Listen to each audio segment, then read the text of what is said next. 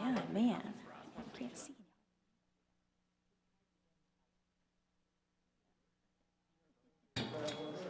No, nope, it's been like How are you? Good. You snuck in over there. We're going to go ahead and call the meeting to order. I know we've got a few members perhaps stuck in traffic. If we could have the roll call, please.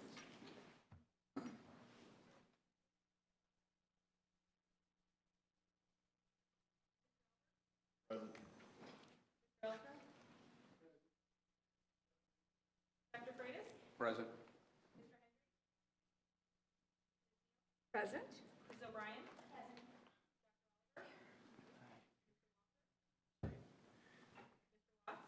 Present.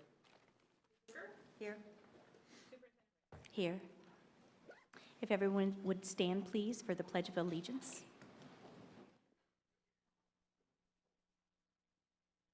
I pledge allegiance to the flag of the United States of America and to the republic for which it stands, one nation, under God, indivisible, with liberty and justice for all.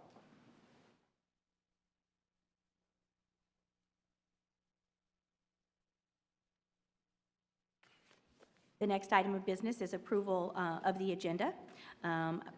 The adjudication hearing will be moved to the February meeting as requested by counsel of the parties. And there is a request to add an additional action item with the approval of at least 3 members of the board on the placement of corporations into accountability category grades. Do I have at least 3 members who are wanting to also place this agenda action item on the agenda? Okay.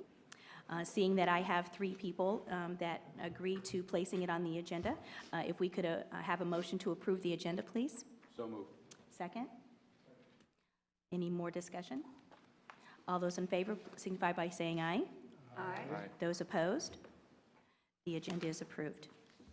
We are going to approve the minutes of the November 12th meeting at our February meeting.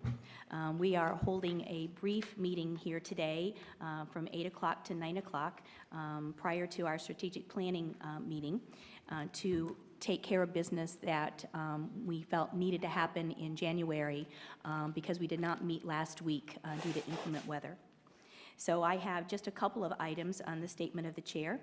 I wanted to just give a very brief legislative update, and it's not really an update on any bills, but Sarah requested that perhaps I speak to that.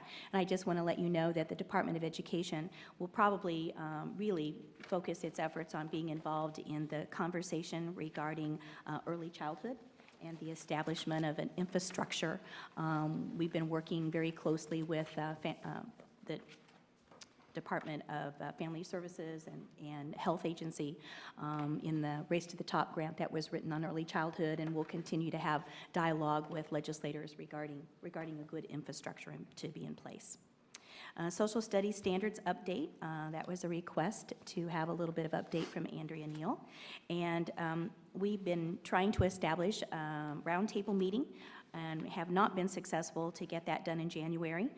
So we will have a roundtable meeting on February 20th. I believe it's on the governor's calendar now.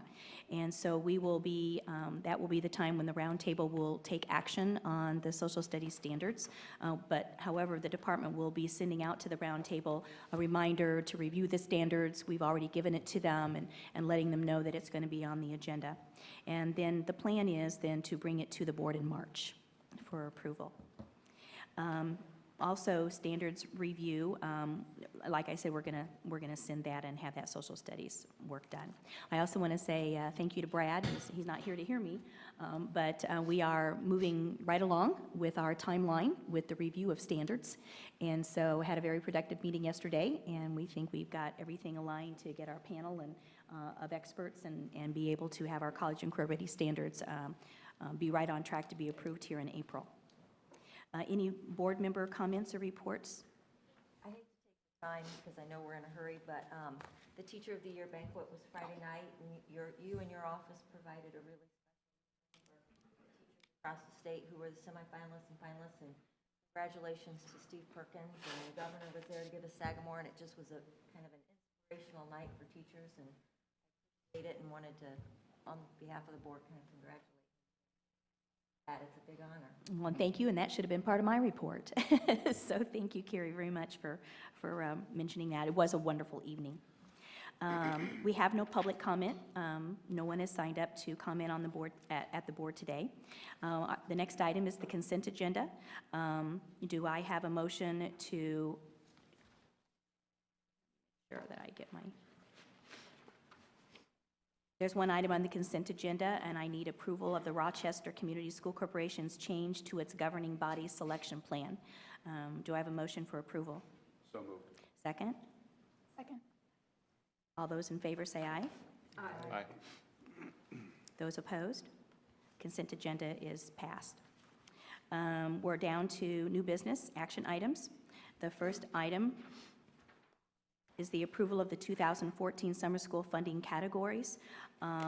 Unless you have questions regarding it, you receive the categories ahead of time. We don't really have any new categories to present. Is that true, Devon? So unless we have questions for Devon, I'd entertain a motion to approve the 2014 summer school funding categories. Do we have a second? Second. All those in favor say aye. Aye. Oh, excuse me. Any discussion? Sorry. All those in favor say aye. Aye. Those opposed? Oh, yes. Oh, so sorry. Thank you. Troy, that's why you're sitting there. Roll call, please. Yes. Yes. Yes. Yes.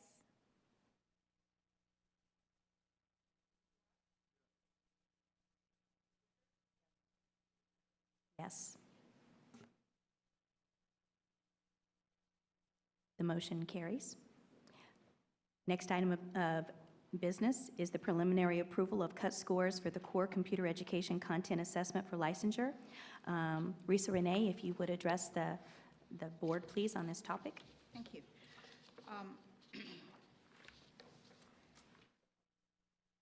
Last summer, the board considered cut scores for the new licensure exams that are going to be implemented later this spring after panels were put together to do the score setting study and to recommend scores. The requirement in the rule is that when a score is being recommended, that it needs preliminary approval from the board so that then we can post it on our public website for public comment for 30 days, and then bring that comment back to you to consider before you vote to make final approval of the cut score. So the computer education test was one that the score setting studies were not completed at the time we brought the other 60 scores to you last August. And that score setting has been done and the statistical processes have been completed, and so you can see that the panel-based passing score for the computer ed test is a 54. And again, this may not be the score that you decide to finally approve, but we need your approval preliminarily to put this information out on the website for public comment for 30 days. And Risa, is it my understanding that the reason it didn't come to us is because this really had not been part of the, this type of content had not been part of what had been reviewed before? Well, it's true that we have not had a computer ed test in the past with our prior test vendor. But there was a panel brought together at the time the score setting was done for all of the other tests. However, due to a number of the panel members that were coming in, the practitioners that were going to participate in the score setting, were not able to be there. So the group that actually came together was very small and was too small really to be statistically significant in their their results and their taking of the pilot test and their computations. So Evaluation Systems brought together another group of practitioners. They put out a wide invitation around the state to bring a larger group together for computer ed, and they then redid the score setting with a larger group. And so this is what that larger group recommended. Any questions from the members of the board? Do I have a motion to preliminary approve cut scores for the core computer education content assessment for licensure? Do I have a second? Second. Any discussion? All those in favor signify by, roll call. Sorry.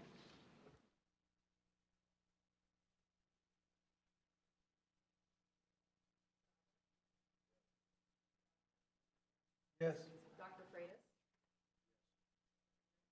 Yes. Yes. Yes. Yes.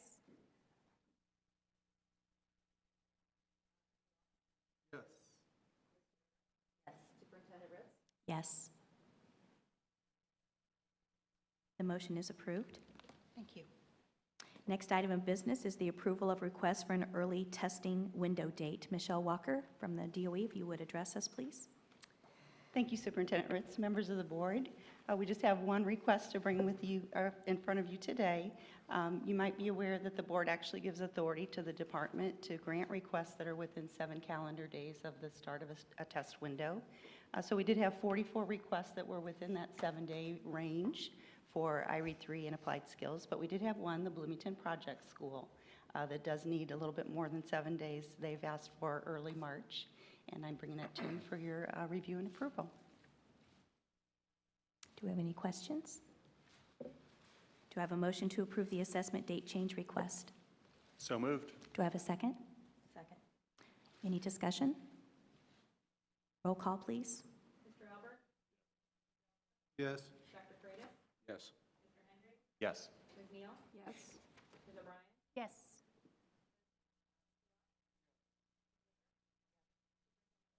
Yes. Motion carries. Thank you very much. Thank you very much. The next item on the agenda is the approval of placement of school corporations into the categories of accountability. Deb Daly from the department, if you would address us, please. Good morning, members of the board. Good to see you. Glad to see everyone made it through the weather. So this morning, we are looking to place corporations with grades as well. Spreadsheet was sent out yesterday with all the corporation grades for 2013 as well as 2012 for reference. We've also received a summary of the 2012 and 2013 corporation grades. Was asked to go over a little bit, very briefly, how corporation grades are actually calculated. Corporations are assessed very similar to a combined school model, having an elementary component, a high school component, and a weighted average for the overall corporation grade. One difference is that we do start again with the student level data. So a student may be in a corporation level grade, whereas they may not have been assessed as part of a school grade. So for example, if a student was in school A for 90 days, school B for 90 days, both schools were within the corporation, they would not appear within either school grade, but they are within the corporation's grade. So again, it's not exactly a summary of the school grades. We do start again with the student level data. The other difference we see in this is the alternative assessment caps. We do apply the 1%, 2% alternative assessment caps per US Ed definition for the corporation level grades. So there is an appeals process. I believe we spoke briefly about that at the last meeting as well. There is some flexibility allowed for exceptions for the 1%, 2% caps. All of that has been vetted as well. The final grades that you see before you have all of this included. Any questions?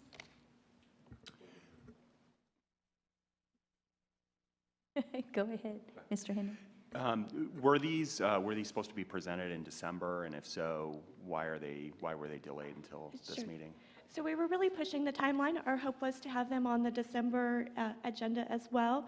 Honestly, we finished these grades about midnight on the 19th, so there wasn't enough time for review. I do apologize that it didn't make it to the January agenda. That was the intent, but I believe I had some miscommunication on getting that on the agenda. Thank you. Any other questions? Superintendent? Oh, Dave, go ahead, Yes, Dr. Freed. David? Morning, how are you? I'm well, thank you. Have you had the opportunity to compare the scores from this year with previous years, and what's a summary of that? Maybe the public would want to know what the trend is. Sure.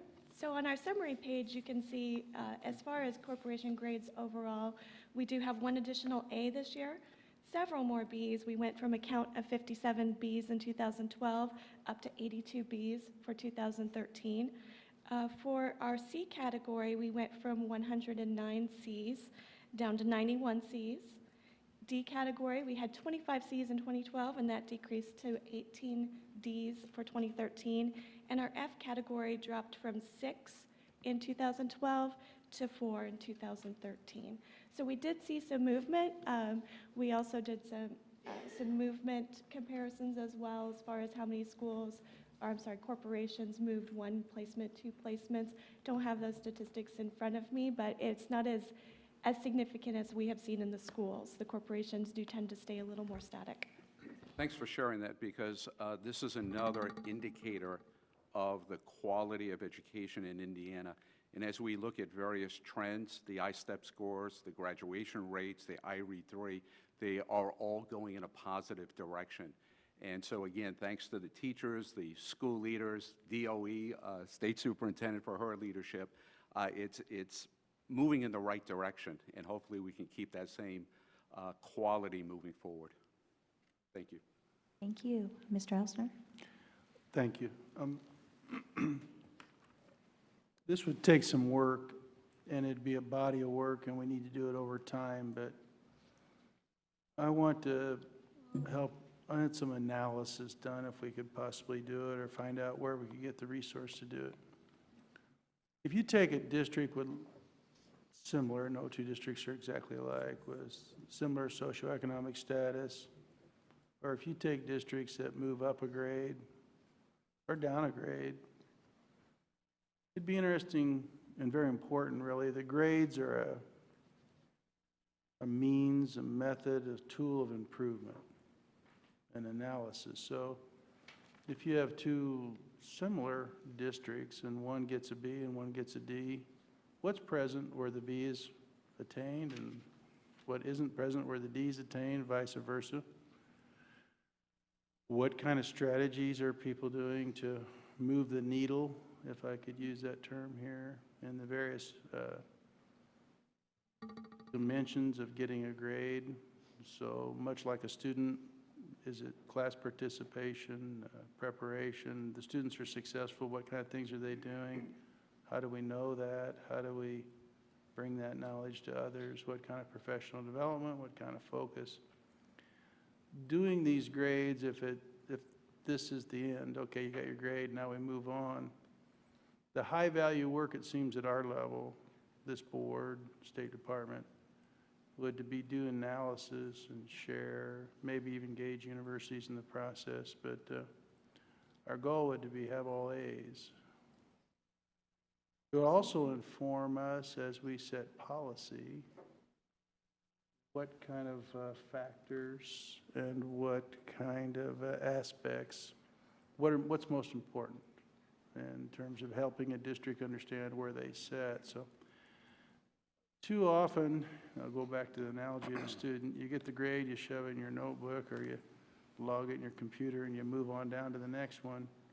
We don't want to do that. We really need to do some analysis as to what drives this, how do you improve, what do we learn district to district. Within that analysis, we'll find some areas where a district's very good, maybe at advancing learning of challenged students.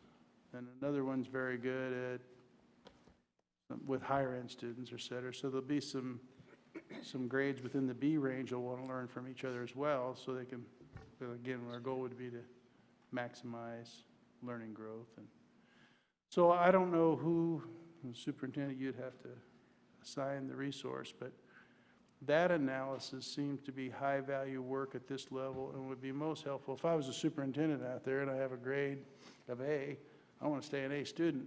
So I want to know, you know, do some analysis and reflection. What got us to this point? What should we do to focus our resource? So Thanks for the grades. This is true of schools too, by the way, the analysis, that's a big brouhaha, and I'm afraid it gets in the paper and people have their explanations and they move on down the line. Do they have information to keep advancing, much like we ask our students to do?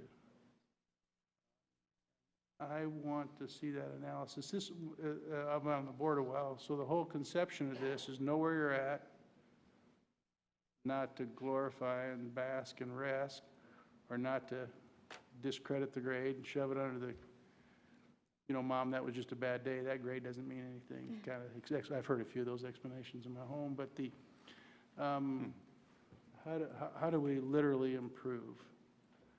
What's the analysis of improvement? And what would help the professional, teacher, principal, superintendent, local board know where to focus their resource? So I don't know what kind of analysis we've done so far or what we can do, but when we originally went down this grading system, we looked at it as a school improvement, learning improvement process, not a terminal, forever kind of a placement. So any comments, superintendent or you, what we're doing in that regard or what it would take, I'd like to know, and it might be a factor, certainly in our strategic planning, how we could become very good at that. Actually, your topic of conversation came up, excuse me, in the accountability panel, because there was quite a bit of conversation about the very beginnings of PL 221, when we actually did look at demographics and actually group schools. We did it by schools and not necessarily corporations, and then talked about that very same thing. There was conversation about somehow incorporating that type of analysis in what we're doing. The panel did not go further and say, let's make it part of the accountability in getting the grade, but certainly the analysis is worth doing. And so I guess my question to you is, are you wanting to see this analysis now or at the start of the next accountability system? Well, there's a couple ways you could do this. You could say, well, given the demographics, this grade's, you know, that really wasn't my point. I was looking at like districts that are overcoming, or like schools that are overcoming challenges. So we look more at methods, practices, processes, and systems. I don't want to be misinterpreted there. In other words, I don't want to say, well, we'll evaluate a school different because they serve a certain type of children and clientele or a neighborhood. I'd like to look for methods, practices, processes, systems, and development that advance it. So, you know, yes, it is a part of that, Superintendent. I don't know that it would change the system. I'm willing to consider anything. You know, we would be open to research, et cetera, but I'm looking more for what do we do when I get a grade, to keep it up high or to keep advancing it as an individual school or as a system? Well, I'll tell you that the goal of outreach is to actually have the school improvement process at some point in a technology format that we could actually break down exactly what you're talking about, break down the various components of school improvement and be able to actually see what components make up the various school corporation grades or the school grades, and actually know even statewide what types of practices are in place. So we are looking to do that in a very strategic manner. So right now, school improvement plans are submitted in a report, and they're submitted electronically as a report.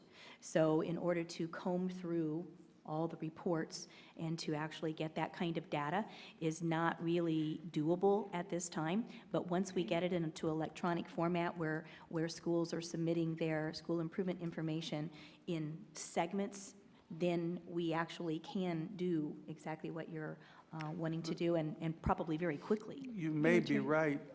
My concern for the practitioner, even the outreach, they're on the move and in cars and going one place to another and spend a little time here, a little time there. It would seem somebody would have to do some pretty sophisticated analysis and understand in depth to inform how you would do a school improvement plan, to inform how you might adjust a school improvement plan. Because if you say, look, we're at a D, and I notice there's a district similar to us that have a B, I'd like to peel back the onion. Right. I'd like to understand those practices, because frankly, educators are the greatest copiers in the world. You know, we love success if it helps our children. So I appreciate that, and that may even do it. I mean, I'm open to what you're suggesting here. I think at the central office, though, at the state level, and probably even with some experts, to do some ongoing deep analysis, especially over the years, because you'll start seeing patterns. You'll avoid the one-off, chase that fad type of thing. I'm thinking we need some pretty sophisticated, serious analysis that would inform districts and schools of what works, what's maybe less productive, where you invest your resource. So my point, by the way, is not a criticism. It's a way, I'm recalling back when we first headed down this road on accountability, we wanted it to be a way of growth, a way to take stock, a way to do some analysis. Department has made some great advances over the last few years of bringing new applications online. Reading Plan, for example, is now an electronic application or a web app where we can do some sorting and do some cross-referencing. To expand a little bit on what Superintendent Ritz said, our school improvement plan is probably our last component that we really need to focus on to get this into an electronic submission. So it's free-form report right now, so it's very difficult to do any type of analysis because the answers are so different on PDFs. So we really need to get that into an electronic format as well, so we can do that sort of analysis. We have similar answers, bubble answers instead of free-form text to do comparisons on, so we can really move forward with that type of So one of the in-depth key analysis. tools is the electronic format. How close are we on that? Well, we're a conversation regarding what that might look like. We're definitely having conversation on probably working with that format first with our schools most in need, those schools that are in the focus and priority areas, so that we can get that going as quickly as possible to get information. So we're in the stages of looking into what that might look like. So, and the various components that are required of the school improvement. So I Yeah, think kind we should be able to bring the board some good information here within the next couple of months, actually, as to what that might look like. Well, that would be good. If we set a goal on that, sounds like maybe March, we could have it, let's target that for an agenda item. And again, it's all in the effort of, let's learn from this, let's share the knowledge, let's help educators put together a plan to onward and upward type of thing. Please. Great. Thank you. Thank you. Yes. Yes. On the same topic, and I understand what you're getting at, what are the best practices in Indiana, and how can we transfer that to other schools? I would hope we would look beyond the state of Indiana. There are many other states who are doing fabulous kinds of things, and many other organizations who really have set out a set of best practices. And so I hope we're not going to reinvent the wheel in doing this. So in your study, in your research for an upcoming meeting, hopefully you could provide us and probably pass it on to the schools, some of the best practices of how schools attain quality. We have a number of quality schools in Indiana. We can certainly start there, but there's many other schools across the country that are doing very well. And what are the ingredients to make their schools quality? And I think we can do a service to everyone by providing that information. Yeah. Thank you. I'll just do. Mr. Hendry, sorry. Oh, excuse me, no, go ahead. Thank you.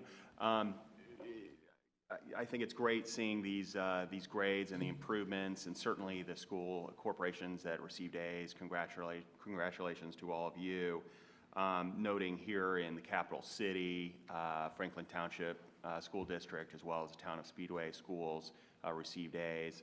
And also just notice that, statistically, in terms of the formula and the calculation, there weren't significant changes in a number of them. A lot of 4.0s, but in some of them didn't seem to be significant increases or decreases. But for example, for one of our 4 F school corporations, IPS, Indianapolis Public Schools, last year they were at 0.24, and this year at 0.96. What does that mean? That seems to be statistically significant. Can you help us understand, as they've Sure. improved year over year, what that means to us? Sure. So as you noted, that's definitely a significant increase. And while they have not broken out of that F category, that's definitely the correct trajectory to get out of that F category. If they continue to see that type of improvement, we would see them placed in a D category next year if they saw that type of improvement. In other words, they are 0.04 of a point away from breaking into the D category. Thank you. Albert? Concerning the future of, with the transition to the new A to F, I'm really concerned, whether the transition from the 4-point scale to the 100-point scale is going to be a significant difference for those failing schools. Sure. I think we can definitely do some analysis on that as well as we run through the next few months with the models. We have worked performance data already at the school level. We can certainly now go back and rerun that data at the corporation level and see how they compare with what we have for the grades under the current model. And just to add to that, remember we're going to be doing beta testing comparisons between the 2012-13 data and also this year's data, 13-14. So we're going to have quite a bit of data to look at and see school-wide and district-wide where things are coming out. If I make one, I don't want to belabor, I want to make one final point, and I was reminded, I brought it up with our board staff.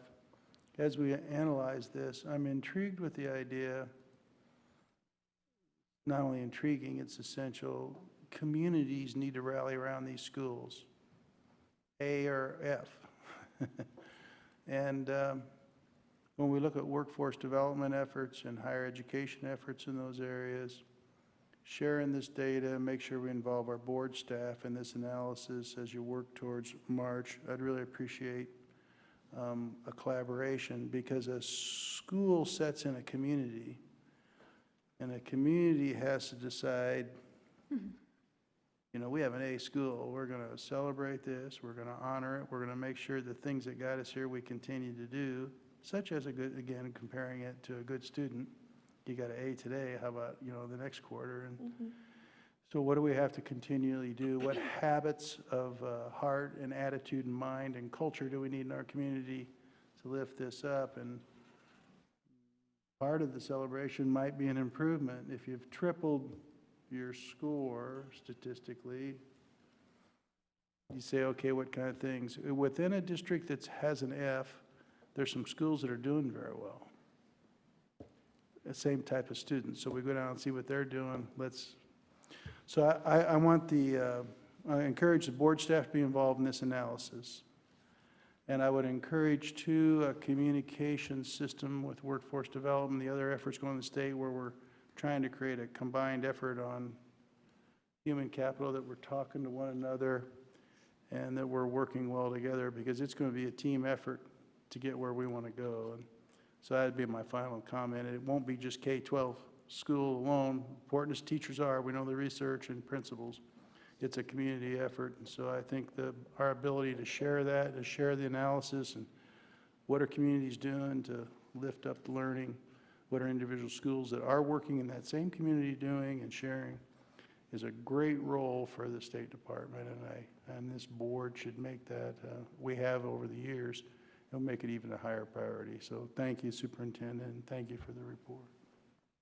Any other questions? Do we have a motion to approve the placement of school corporations into categories of accountability?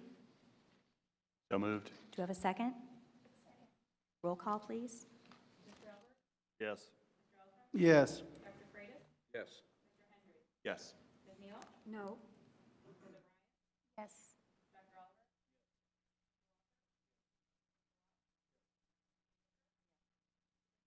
Yes. Thank you. Motion approved. Our next item that we have for today's business is discussions and reports. The first item is under waivers for extreme cold weather.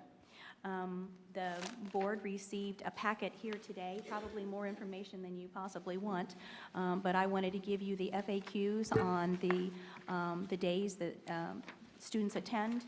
and all of the information that's been available on the Department of Education website for school districts and schools. In addition, I sent out a DOE dialogue yesterday clarifying the actual guidance for waiver submission.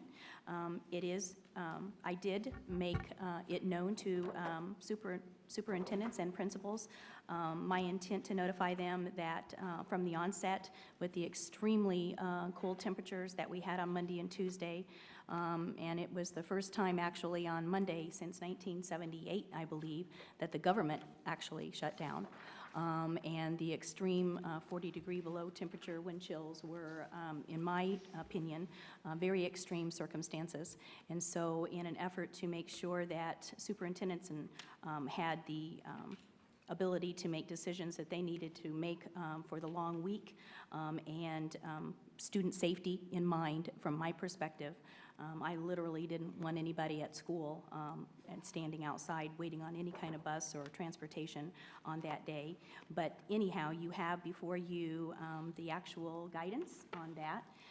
And superintendents from tenure to tenure have had different ways of actually implementing the waiver piece in here. And so what you have before you is we've given you some pieces of the law. We've given you the waiver, actually the application. What was not present on the waiver, which I requested, because in conversation with George Frampton at the department, by June 15th, all school districts have to submit, and schools have to submit their 180-day piece. And so that's the deadline, and they know that deadline. But so we actually set a deadline of June 1, being the date on which waivers would be looked at and reviewed. And then we've given you the instructional days and time requirements, frequently asked questions, and like I said, this is very encompassing. It also includes what we call automatic waivers of when schools get to decide if they're having delays. So that is in there as well. So I just wanted to make sure that you had all the information that you possibly could have. Andrea Neal? I just want to say, I think the 2 days is a very reasonable accommodation. It appeared to me that a high percentage of schools ended up being closed almost the entire week. So they're going to have plenty of makeup days as it is, correct? Am I reading that correctly? I do want to clarify that this was not in any way an automatic waiver. So schools must apply to actually, for the waiver to be reviewed and approved for those 2 days. And in such, there are many corporations who have built in their snow days within their calendar. They will make decisions as to whether those are days in which they want to. That's why there's no real timeline on applying for a waiver. Local flexibility is extremely important. So, but thank you for that. I've heard many comments from school districts regarding that. Yes, Mr. Oliver? Superintendent Ritz, I too wanted to thank you for the guidance you did. I did want us to discuss it because I think some of the confusion I encountered is it's not a waiver of the instructional days per se as much as a waiver of the financial penalty from not attending 180 days, and I think it's important to clarify that.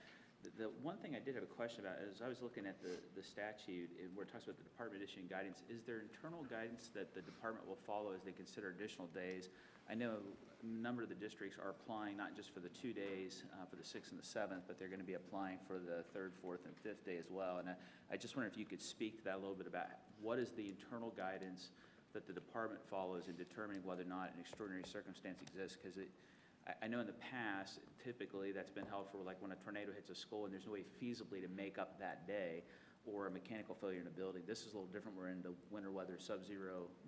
How will that be evaluated? And George may want to address this here in a little bit, perhaps, but maybe not.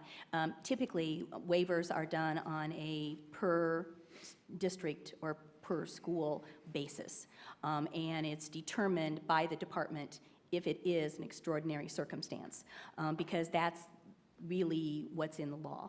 And so we look at all of the individual pieces, and a lot of factors may go into it because it's all individual. In this particular case, with me making a decision that the extreme temperatures would be considered an extraordinary circumstance. That was a position that was taken. We don't intend to have any weather-related guidelines or anything like that to decide what's extraordinary circumstances. So it is, and it has been decided by previous superintendents to do it on an individual circumstance basis. And so that is what we have. But we did issue guidance regarding the actual process, and you are correct. It is a waiver from the penalty from the instructional day that was canceled. Yes, Mr. Elsner? I'd like to challenge our thinking. We look at international standards on days young people are in school, and we're certainly in the lower 10th or 20th percentile. Wages aren't what we want in Indiana, and there's a lot of different discussion and policy of how to get them up. But one thing we do know is in a global economy, the learned and well-prepared make a higher wage. I'm proud of the progress we've made. Nobody's satisfied. Bad weather in Indiana is not an unusual circumstance. Getting your building hit by a tornado would be an unusual circumstance. We have somebody with some experience with that. But bad weather just comes to Indiana. Matter of fact, a unique situation would be to have a year where no bad weather comes to Indiana. That would be, I don't know what you'd wave. Maybe a flag of victory over the weather, Mother Nature. But I'm more of as we go along and see the importance, and I suppose a day of school in Indiana is about a $50 million expenditure, and we'd always like the legislature to give us another $50 million.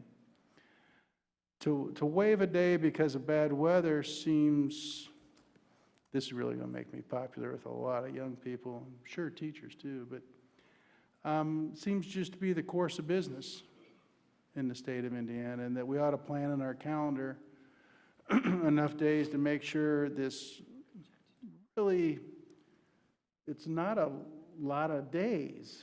It's pretty meager. And our young people, while it might have been happy to get that day off and not have to make it up, and maybe some of the adults too, I wonder when we go year after year do that and we have to go apply for a job or get into college, if we wouldn't rather have the knowledge in the days of instruction. So I'm going to be an outlier here, it sounds like, possibly, maybe not, maybe other board members agree. And I'd like to encourage districts to not do this. I'd like to encourage them to do planning in their school calendars. It just assumes they're going to have a couple, 3 bad days every winter. It's just a matter of living in Indiana. And if you don't need them, you could get off a little early. If you do need them, they're there and you can protect your 180 days. So that's my voice. I'm sure it's welcome. But my interest in raising the bar and achieving higher standards would say to be very, very, very, very special circumstances to waive days off and not use weather, because bad weather just happens in this part of the country. Thank you. Any other comments? Yes, I'm wondering on the difference between Tuesday and Wednesday. Here in Indianapolis, when I drove to work on Wednesday morning, I believe, I may be wrong, but I believe the temperature was still below 0 with significantly low wind chills. So what is the difference? What is the difference the department is making between Tuesday and Wednesday in terms of weather? Because the school kids are, if the school system had school that day on Wednesday, they would have to stand outside. And I applaud school districts that did not have school because of the safety of their children. We don't want our children standing out in bitter cold temperatures or having to deal with challenging road conditions. But what's the differentiator between a waiver on Tuesday versus a waiver on Wednesday? I will tell you that I based, in conversation with George, based my decision upon what the actual government was doing. So on Monday, when we were closing totally, and in fact, employees didn't have to make up that time. But when we closed, when I knew that, I said, these extremely cooled temperatures, I need to notify, I want to notify the school corporations that I do consider that an extreme circumstance, extraordinary circumstance. And so in the conversation, I said, we want to take a look at Tuesday, perhaps, and when it was still, the wind chill was really far below, and then the government was going to be having delays, and they also were concerned with the extreme cold temperature as well. When I had mayors that were asking schools not to open, those were the 2 days that we made the decision that we would count as extraordinary circumstances. I also took into effect, since I was offering that extreme cold, extraordinary circumstance for schools to apply for a waiver if they so choose, and there will be some who will not, because they have built-in days or they have other reasons why they will not apply for those waivers. We did not have snow statewide. We did not have that type of atmosphere statewide. What was statewide was the considerable wind chill factor on Monday and Tuesday. And so that was my decision in consultation with George Frampton at my department in going forth. And so we have had many districts who may request, as they have the right to, they may request to have waivers for Wednesday or Thursday or Friday of last week. I don't perceive that those will be approved. We've determined what we consider to be the extraordinary circumstance on those 2 days, and I was really, my personal input into that was I was really watching what the state government was doing. And Monday for sure, I mean, we closed down. And so I felt that was an extraordinary circumstance in which I should offer the waiver process to the schools. So it's my interpretation of that, but I did base it upon a statewide extraordinary circumstance. Well, let me just add that Sure. I echo Mr. Elsner's comments, and I do have a concern about a blanket policy, regardless of the dangerous weather circumstances, a blanket policy of granting waivers. And, we want to encourage students to be in class as many days as possible. So hopefully the school districts build in those days. And again, just have a concern about, granting waivers potentially statewide due to weather circumstances. I too support the 180-day attendance law, and you will see in the information that I give you that is the stance. But I do have the authority to grant waivers, and I chose to do that as my predecessors have done also. Mr. Oliver? I do have a comment. Oh, so sorry, Sarah. No, I'll you're turn the fine. other direction. I'm sorry. But I do want to It's go hard back. to see here. Right. Go ahead, Sarah, I'll come back. Go ahead. Okay, thank you. Just, first of all, to reiterate that by no means do I feel schools should have been in session. It was definitely an extreme circumstance. So I want to make that clear. I think across the board, we all agree that schools made the right calls in closing. But I would like to echo both Mr. Henry's and Mr. Elsner's comments as well. By the rationale that was used for closures, or for the waiver, I'm sorry, on Monday and Tuesday, I know that there were many counties, Hendricks, my own county included, where travel was completely restricted to emergency only. So by that same argument, it kind of, it blurs that line in terms of the rationale for Monday and Tuesday versus the rest of the week. So I understand they can still apply for waivers. They may. By no means would I advocate that, because I don't want schools missing an extra 5 days in their school year. But I worry that we've kind of blurred the line right now on what's acceptable for a waiver and what is not. I believe, as with my predecessors, it's done on an individual type of circumstance. And so I exercised my view of what that was this time. Mr. Oliver? Just a final comment. I am concerned, obviously, about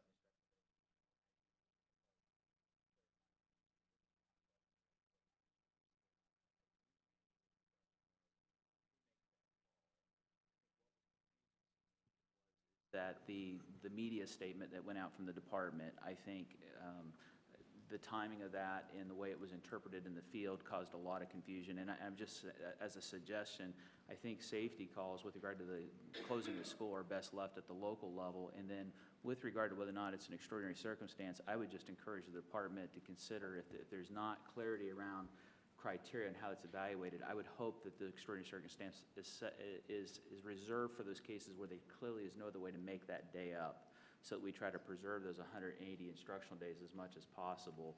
And I'm not questioning the 6th or 7th, but I'm absolutely convinced there's going to be a lot of schools applying for all 5 days. And as my colleague referenced, I don't know how they'll distinguish between a Tuesday and Wednesday defense in those applications, but I do worry that we've broadened the scope of extraordinary circumstances to other things now than what traditionally have been.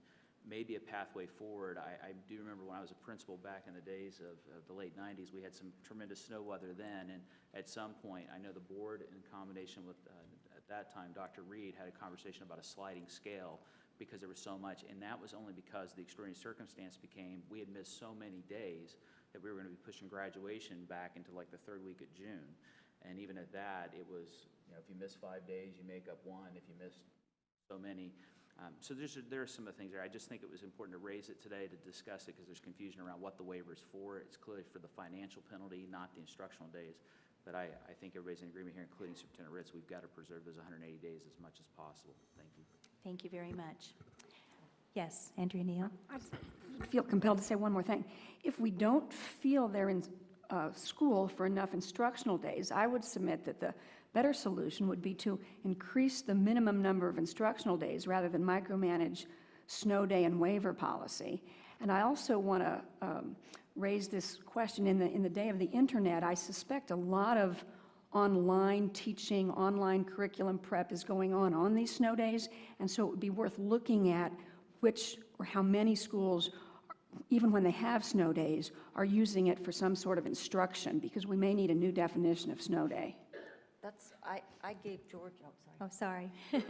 Andrea, I was just going to say that yes, that does occur, I believe, and it even occurred in the circumstance with the tornado this year, in which online learning began to happen. Ms. Wicker? I called George. He was very kind and very helpful and gave me a great deal of his time in explaining the process and what he'd been working on, and kudos to him for the numbers of papers he's had to go through. But we talked about the same thing. With electronic learning, our students are one-to-one. If there's no school and we Skype and I say I'm going to do a lesson at 10 o'clock and everybody does an assignment, we need to be proactive in looking forward and saying, can we use these days for educational purposes and not just the kids outside playing or inside if weather was as bad as it was. And so being proactive and thinking about what an electronic day looks like. So something to think about for the future. Thank you very much. The next item for oh, sorry, Tony? Thank you. I didn't see you walk in, actually. Sorry. Sorry. No, I just wanted to say, I mean, the statute seems to be clear. It explicitly says this is up to the department. I don't even know why it's on our agenda, quite frankly. I guess maybe we just wanted to put our 2 cents in, so I'll put my 2 cents in. It's a snow day. I mean, there have always been snow days. These were snow days.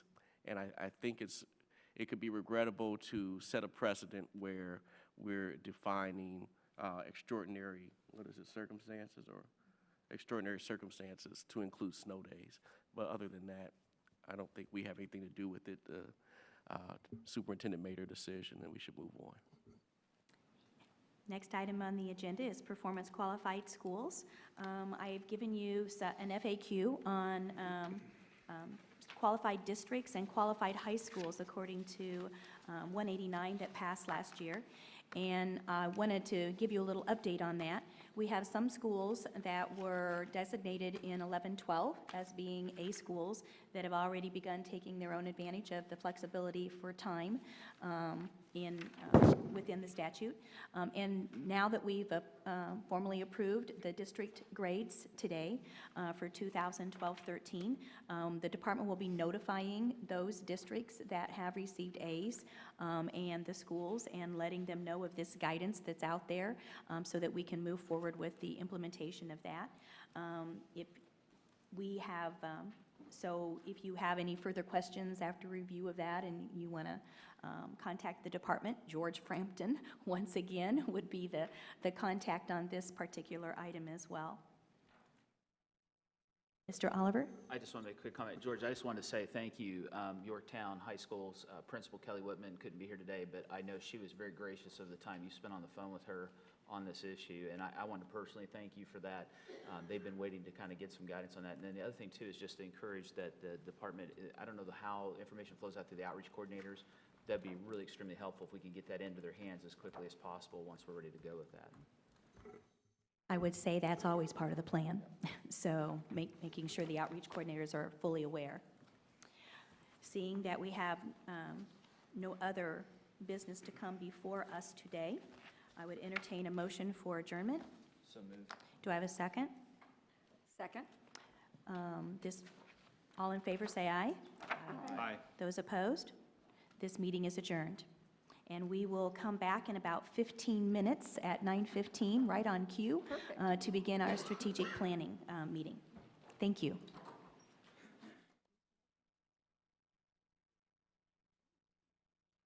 Well, I do